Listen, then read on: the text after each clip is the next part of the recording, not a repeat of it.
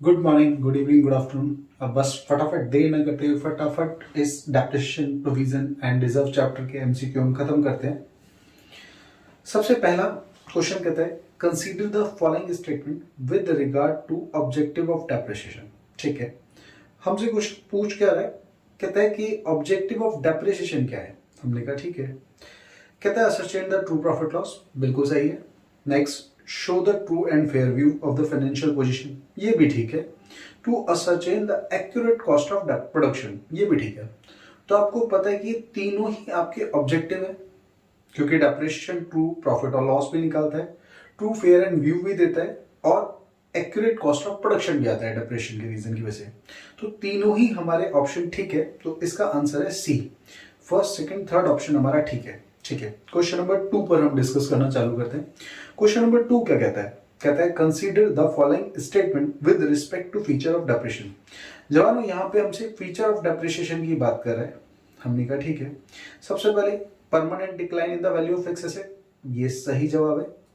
Next, gradual and continuing process है, बिल्कुल सही जवाब है। Depreciation gradual and continuing process भी है।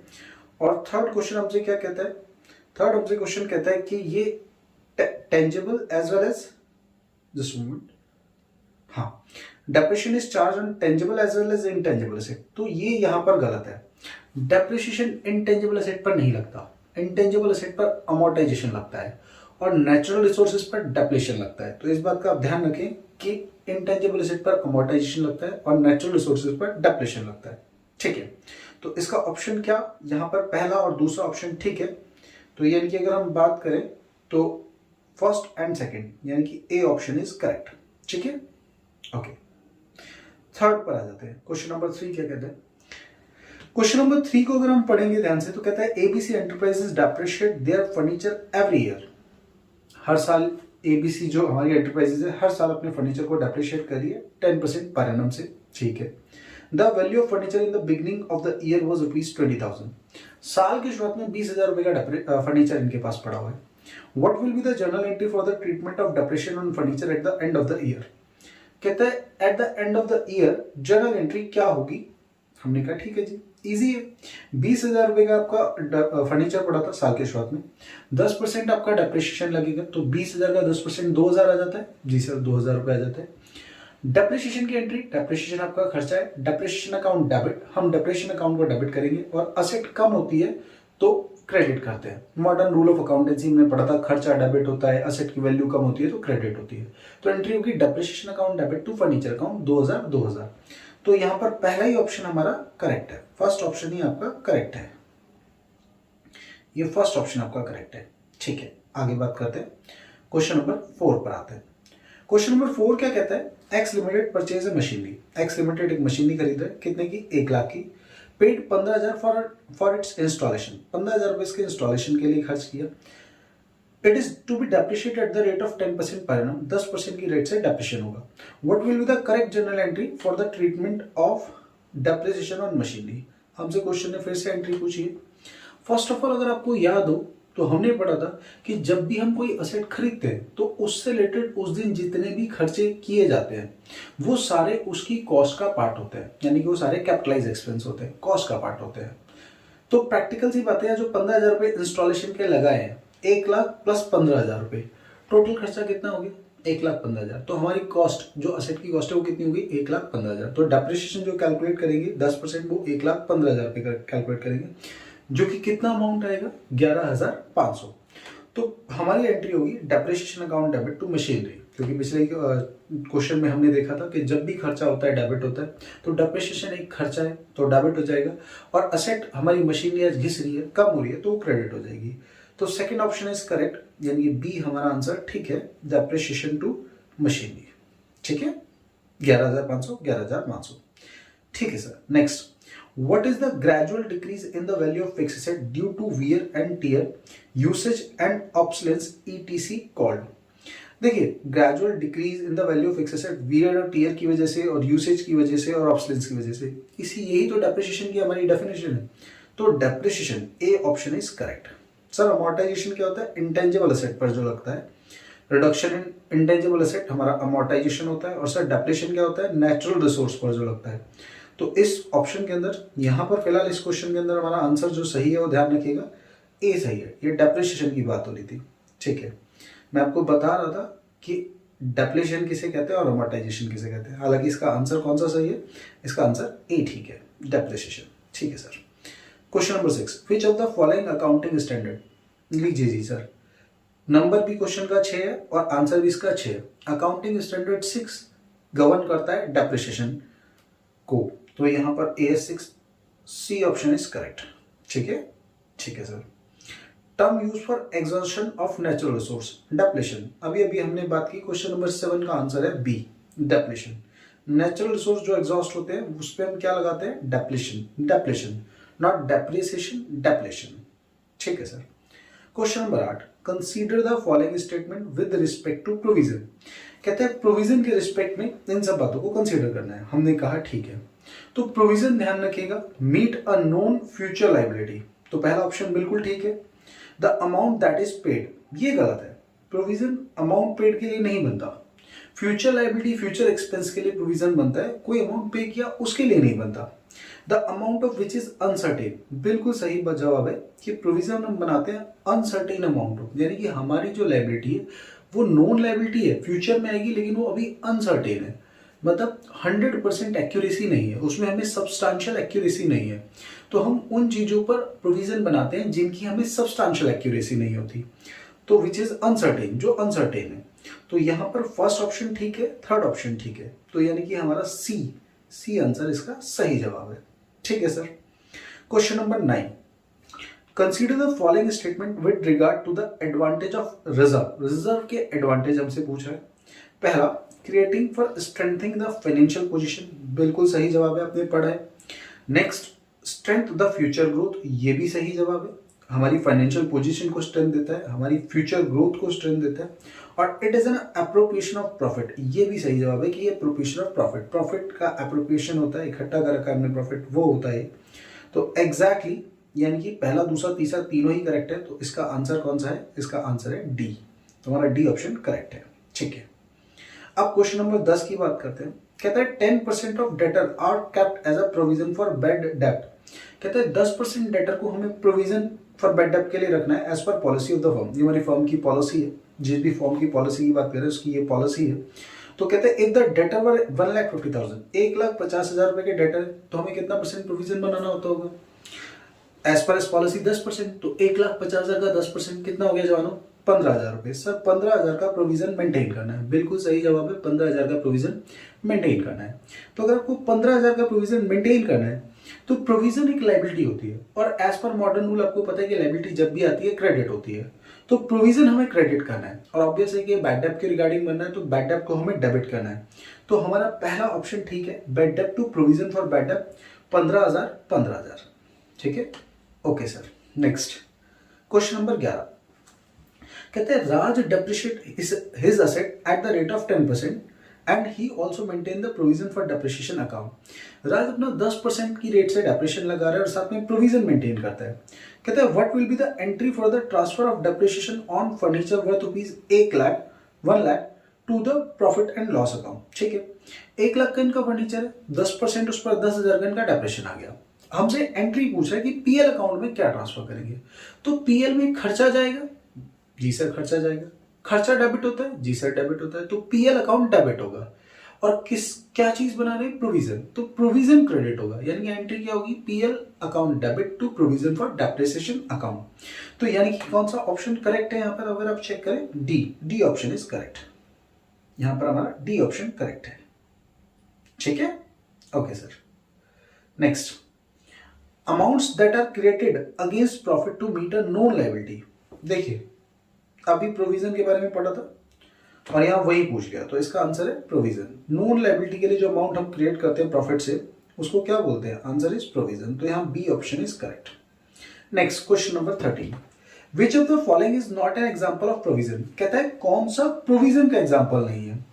प्रोविजन फॉर डेप्रिसिएशन, क्वेश्चन चिल्ला के आपको बता रहा है, प्रोविजन फॉर डेप्रिसिएशन प्रोविजन है, प्रोविजन फॉर टैक्सेशन प्रोविजन है, premium on issue of share, क्या ये प्रोविजन है, नहीं ये प्रोविजन नहीं है, D provision for discount on debtors, ये भी प्रोविजन है लेकिन प्रीमियम हमारा प्रोविजन नहीं है। तो इसका आंसर क्या है? सी, कि सी हमारा प्रोविजन नहीं है जी, यानी premium on issue of share हमारा प्रोविजन नहीं है।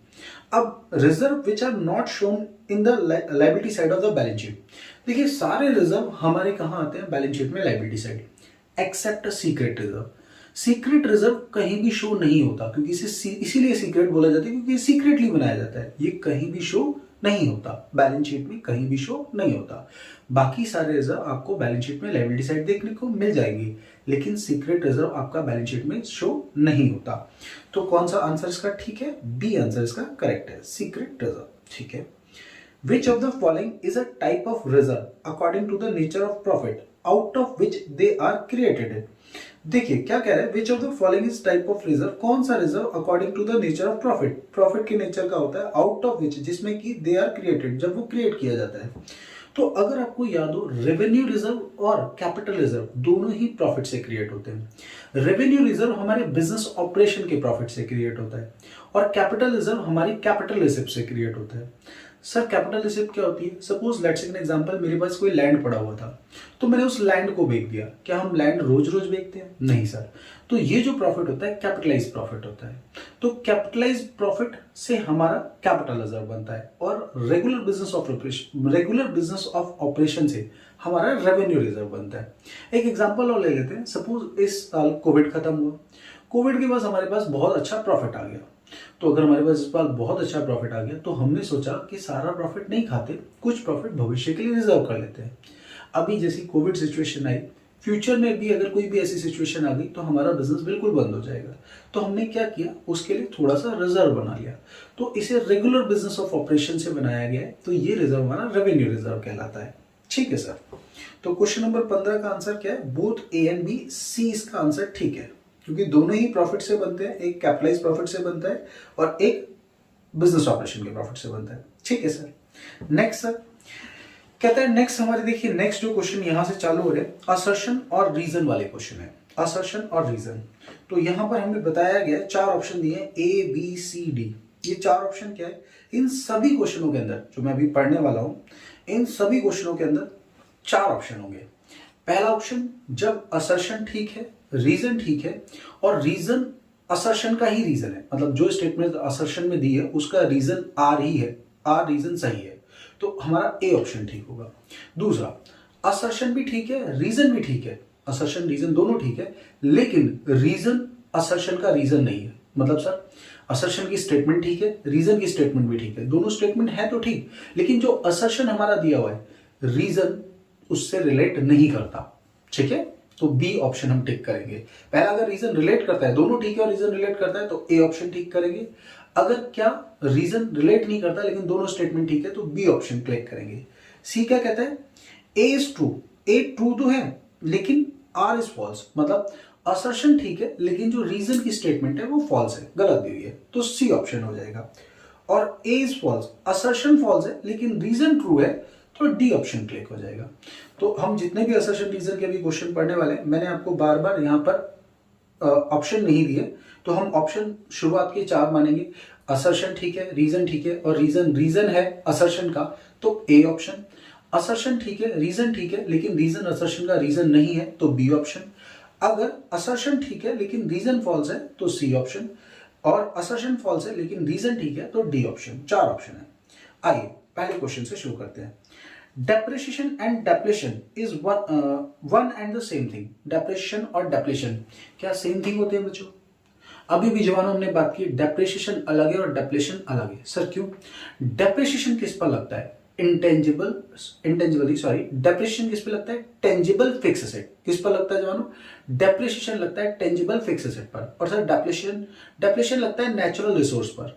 तो क्या दोनों एक ही चीज है? नहीं सर, दोनों एक चीज नहीं है, तो पहली स्टेटमेंट गलत है। दूसरी स्टेटमेंट पढ़ते हैं। Depreciation is the decrease in the value of asset due to constant use as they have a definite life Spain.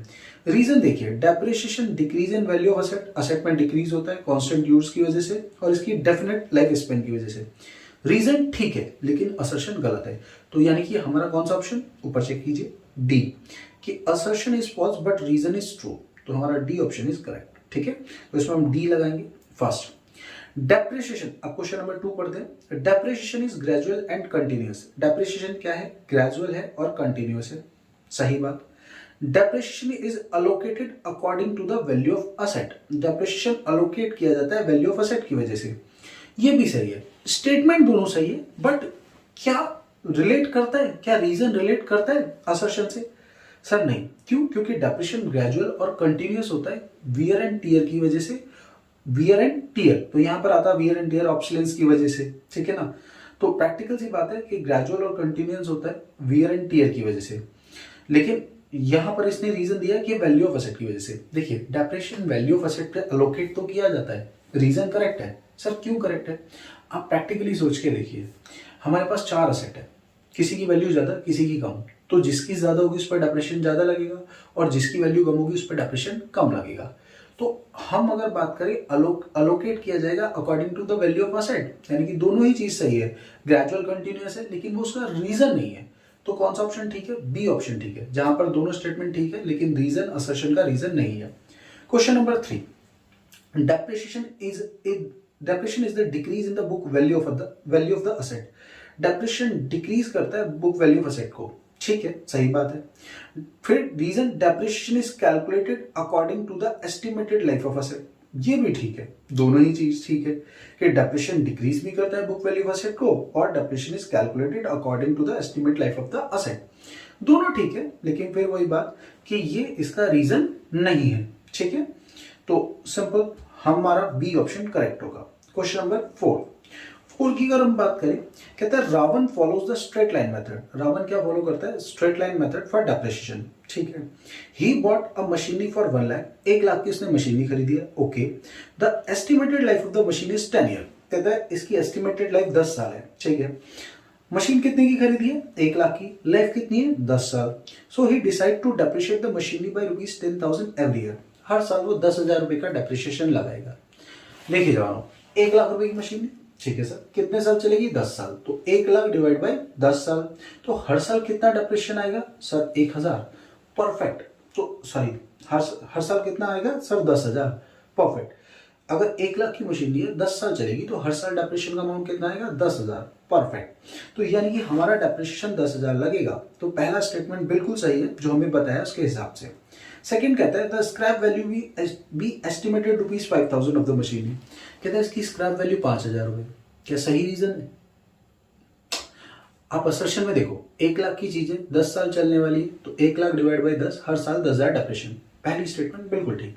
ये 5,000 अगर स्क्रैप वैल्यू होती तो 1 लाख में से 5,000 घटाता, 95,000 आता मेरा एक्चुअल एक्सपेंस, और उसे मैं 10 से डिवाइड करूं तो 9,500 का डेप्रिसिएशन बैठेगा, हाँ या नहीं? हाँ सर।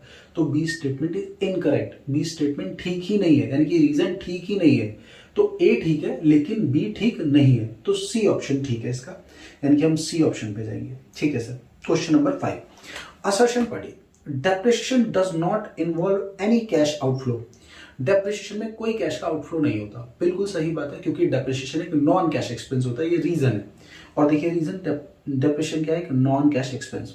तो इसका आंसर होगा ए, क्योंकि असर्शन भी ठीक है, रीजन भी ठीक है, और रीजन असर्शन का ही रीजन है, तो 5 का A. Question number 6, depreciation of asset is done only with the intention of replacement of asset.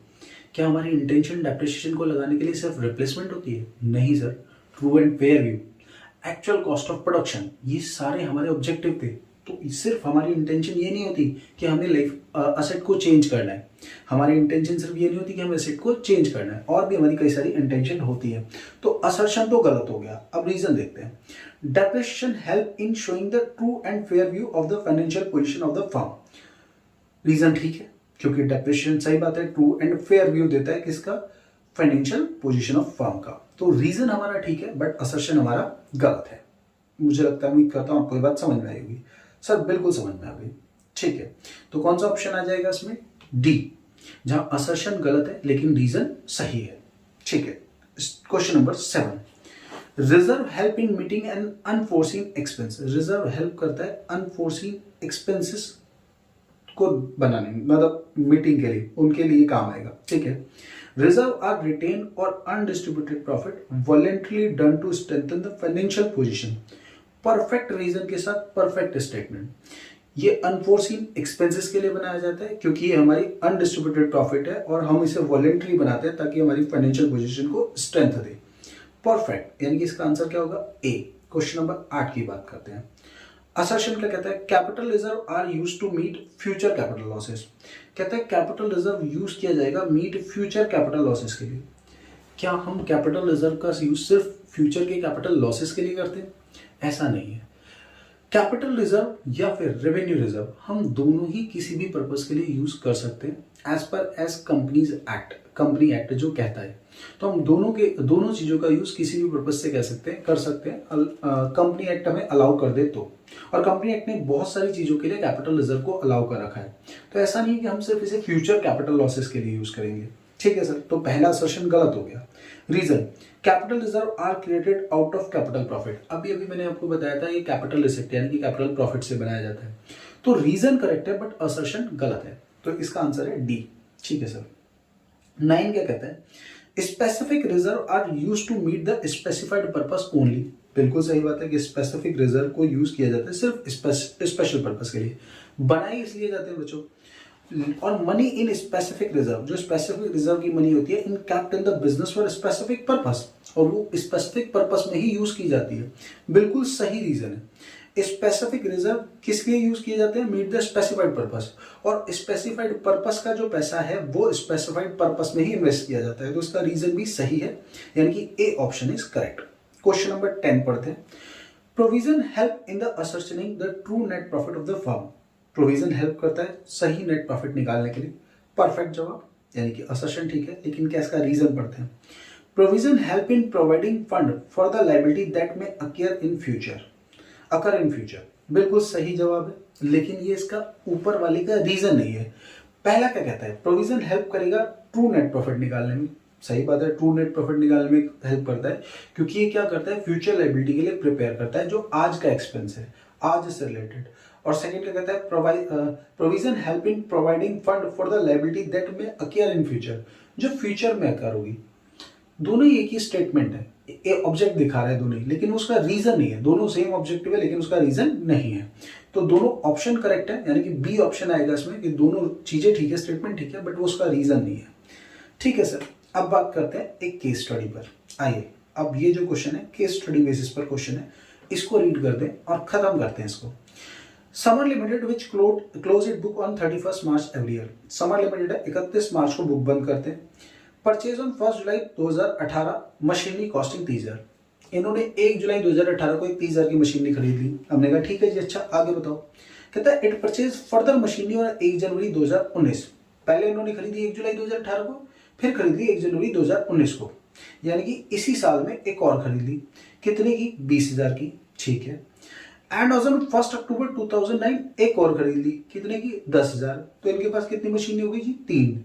पहले साल में कितनी खरीदी जी? 2। सर पहले साल में 2 कैसे खरीद ली? बच्चे एक बात बताओ, इनकी बुक 31 मार्च को बंद होती है। हाँ, पहली मशीन कब खरीद रहा है? 1 जुलाई 2018।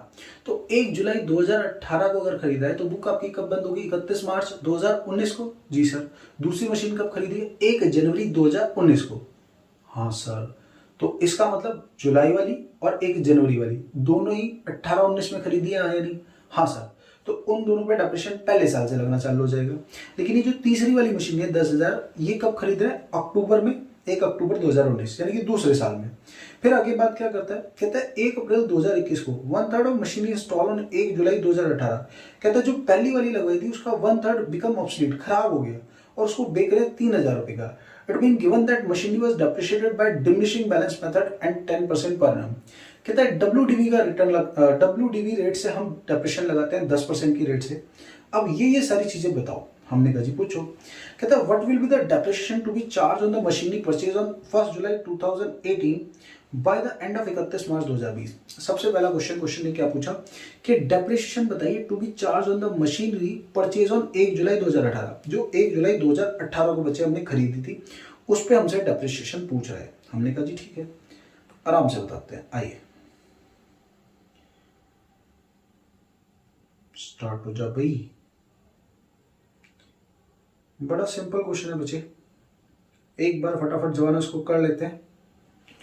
थोड़ा प्रैक्टिकल अप्रोच है इस क्वेश्चन के अंदर, तो 3-4 क्वेश्चन जल्दी जल्दी इन्होंने पूछे हैं। हम फटाफट फटाफट इन क्वेश्चनों को खत्म कर लेते हैं, ठीक है।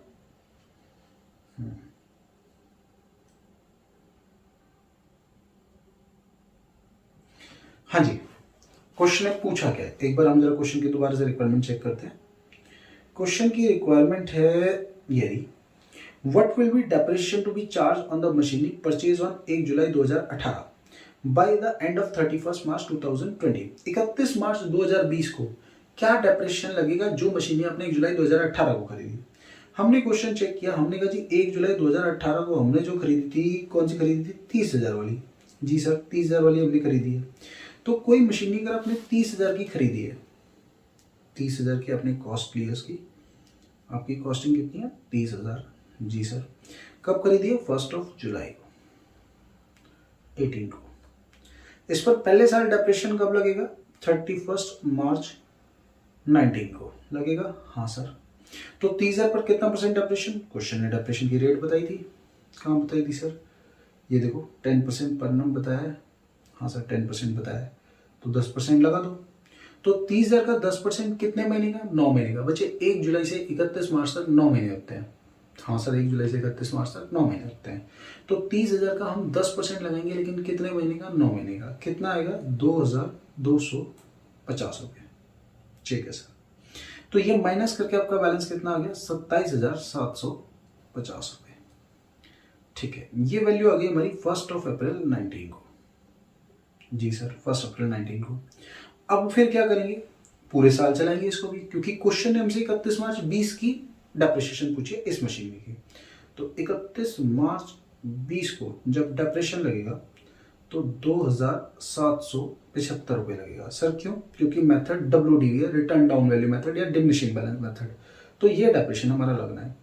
तो यानी कि हमारा आंसर क्या होगा इसमें, 2775। D answer is correct. ठीक है सर, अगला क्वेश्चन देखते हैं। What is the total depreciation charge on the machinery purchase on 1 January 2019 bye the end of 31 मार्च 2021। अच्छा, कहता है 1 जनवरी 2019 को जो आपने मशीन खरीदी है, what is the total depreciation charge on the machinery purchase on 1 January 2019 bye the end of 31 मार्च 2021। जब हम 31 मार्च 2021 को खड़े हैं, कहता है इस डेट पे आप हमें एक बात बता दो। हमने कहा जी क्या, कहता है गल बताओ जी। हमने कहा क्या बताओ, पूछो जी। कहता है जो मशीनरी आपने 1 जनवरी 2019 को खरीदी है। हमने कहा अच्छा 1 जनवरी 2019 को। हमने फटाफट से क्या, कितने की खरीदी थी हमने 1 जनवरी 2019 को, तो यहाँ पर दिखाई दिया हमने 20,000 रुपये की 1 जनवरी 2019 को खरीदी है। यही ना बच्चे, it purchase for the machinery on 1 January 2019 costing कितना, 20,000 रुपये। तो हमने 20,000 की खरीदी है। जी सर, तो 20,000 की मशीनरी हमने खरीदी है। ठीक है सर, पहले साल यानी कि 31 मार्च 19 तक 3 महीने चली होगी है। हाँ सर, तो 20,000 का 10% 3 महीने का कितना आएगा, 500। कैलकुलेशन आपको आती है, 20,000 का 10% कितने महीने का, 3 महीने का। ठीक है सर, कैलकुलेट करेंगे, 0 0 काट दो, 3 चौक 12, 4 पंजे 20, सर 500 आ गया। हम भी 500 ही कह रहे थे। हाँ, तो कितना आ गया जी, 19,500। ये वैल्यू कब आ गई आपकी, 1 अप्रैल 19 को। जी सर, फिर डेप्रिसिएशन कब लगेगा, 31 मार्च 20 को। जी सर, कितना लग जाएगा, 1,950 रुपये, 1950। जी सर, 1950 माइनस कर देते हैं, 0, 10 में से 5 गया 5। ठीक है, 14 में से 9 गया 5। ठीक है सर, और यहाँ पर आ जाएगा 8 में से 1 गया 7, 17,550 की वैल्यू बच गई। कितनी वैल्यू बच गई, 17,550। ठीक है, फिर बात करते हैं 31 मार्च 2021 की। सर क्यों, क्योंकि क्वेश्चन ने पूछा 31 मार्च 2021 तक कितना डेप्रिसिएशन लगेगा। अब फिर इसका 10%, तो 17,55 1755 माइनस करके निकाल सकते हैं। हालांकि क्वेश्चन की रिक्वायरमेंट है टोटल डेप्रिसिएशन। देखिए टोटल डेप्रिसिएशन जो चार्ज हुआ था अब तक, ये देखिए। हाँ जी सर, तो मैं तीनों को प्लस कर देता हूँ, किसको, 1755, 1950 और 500। तो 1950 और 500 2450 हो गया, और 2450 में 1755 और जोड़ देते हैं ये आ गया जी 5 5 5 10 का 0, 7 4 11 और 1 12 का 2 और 2 और 1 3 और 1 4, तो टोटल डेप्रेशन आ गया 4205 रुपये। आंसर इज सी, क्योंकि क्वेश्चन की रिक्वायरमेंट ध्यान से चेक करिएगा, टोटल डेप्रिसिएशन था। बिल्कुल सर।